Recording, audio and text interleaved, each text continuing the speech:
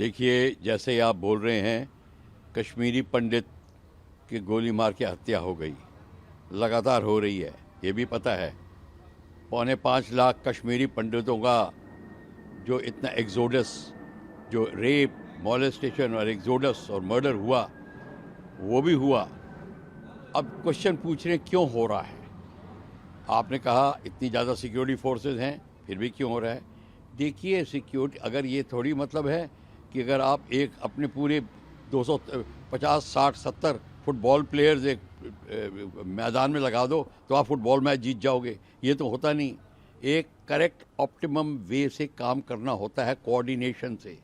सबसे बड़ी प्रॉब्लम हमारी ये है कि हमने तमाम सिक्योरिटी फोर्सेस लगाई हुई हैं, हर एक अपने झंडे लहरा रहे हैं, paramilitary forces, army, security forces, कोई कोऑर्डिनेशन नहीं है।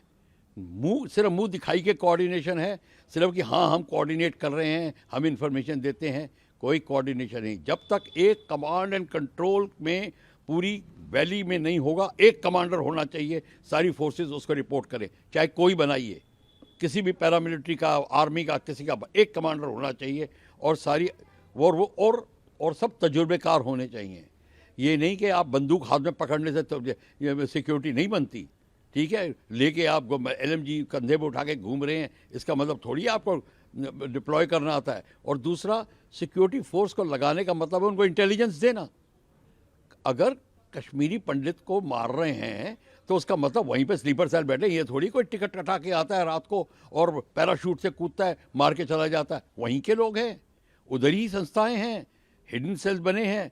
कश्मीरी पंडित संघर्ष समिति जो बनी हुई है, उसको पूरी ट्रेनिंग नहीं है। संघर्ष समिति तो बनी हुई है, पर कश्मीरी पंडितों के बस थोड़ी छोड़ोगे आप कि अपनी रक्षा खुद कर लो। ये तो बाद की बात है। सबसे पहली बात यह है कि ये देश के लिए ड्यूटी बनती है, नेशनल रिक्वायरमेंट है, नेशनल ड्यूटी है कि इनकी रक्षा की जाए। और रक्षा तभी होगी कि आप too many cooks spoil the broth मत करिए, आप अपने बहुत सारे कुक्स मत लगाइए, आप अपने राइट ऑप्टिमम फोर्स जो है under one control and command होनी चाहिए। और सबसे पहले आपने अभी तक कश्मीरी पंडितों का जो 89-90 में हुआ था उसका तो समाधान निकाला नहीं। एक तो आपने FIR नहीं लगी, एक आपने उनका घर नहीं वापस करवाया। क्या what I am trying to tell you कि जो लोग ये जो टेररिस्ट एलिमेंट की जो सांठ गांठ है लोकल एडमिनिस्ट्रेशन के साथ में, वो इतनी तगड़ी है कि आप उनको नहीं हिला सकते जब तक आप सीरियसली काम नहीं करेंगे। इस संदर्भ में मैं आपको बता दूं कि ये बड़ा मुश्किल काम होगा। ये तब तक नहीं होगा जब तक इसके ऊपर एक वाइट पेपर नहीं लिखा जाएगा और सारे के सारे इसके ऊपर चिंतन नहीं करेंगे। तो ये बहुत सब ज़रूरी है। Sir, as a defence expert, आप एक सरकार की या फिर सेना की कमियां गिना रहे हैं कि सेना में प्रॉपर कम्युनिकेशन नहीं है, राइट? तो आप जब थे उस दौरान और अभी में क्या अंतर है सर? देखिए, जब हम लोग कश्मीर में होते थे उस टाइम 89 वगैरह से पहले इतना टेररिज्म नहीं शुरू हुई। जब शुरू हुई तो हमने बोलना शुरू किया, और ये कि आपने इतनी सारी सिक्योरिटी फोर्सेस लगाई हुई हैं, सारे डायरेक्टर जनरल अपने झंडे निकाल दिखा रहे हैं, उससे कोई फ़र्क नहीं पड़ता। स्टार प्लेट्स लगा के आप घूम रहे हैं सब लोग, जब तक कि आपकी एक कमांड एंड कंट्रोल नहीं हो। और दूसरी बात, सिंपल सी चीज़ ये है कि आप बातें चल रही हैं, सोच कहीं और है, बात चल रही है अब हमें फौज कम कर देनी चाहिए।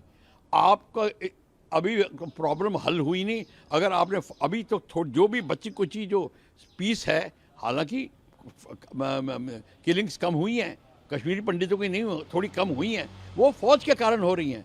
आप फौज को हिलाने की कोशिश कर रहे हो वहाँ से। मैं बल्कि कह रहा हूँ कि फौज को आप और संगठित करिए, पैरामिलिट्री फोर्सेस के साथ में करिए, एक बॉडी बने, और तब ये बात बनेगी। और सबसे पहले है जहाँ जहाँ सिक्योर स्लीपर सेल्स हैं उस जगह को खोद के निकालना शुरू करिए और उनके जड़ों में मट्ठा डालना शुरू करिए, यानी कि उसको एब्सोल्युटली ख़त्म करने की बात करिए। वो नहीं हो रहा। सर, कश्मीर से जो माइनॉरिटी वहाँ पे हैं मुसलमान, उनका भी ये मानना है कि इतनी ज़्यादा सिक्योरिटी फोर्सेस हमारे ऊपर थोपा गया, वो हमारे ऊपर शासन कर रहे हैं एक तरह से, तो कहीं वो बदले की भावना के दृष्टिकोण से तो वो नहीं कर रहे हैं टारगेटिंग के लिए? देखिए, ये सब बातें करने की होती हैं। बदले की भावना कुछ नहीं है। जिसने काम करना है वो काम करेगा। ये बाहर से इनको संगठित होने के लिए पैसा मिल रहा है, बाहर से सपोर्ट आ रहा है। ये देखिए, ये एक रिलीजियस बेस्ड मूवमेंट है।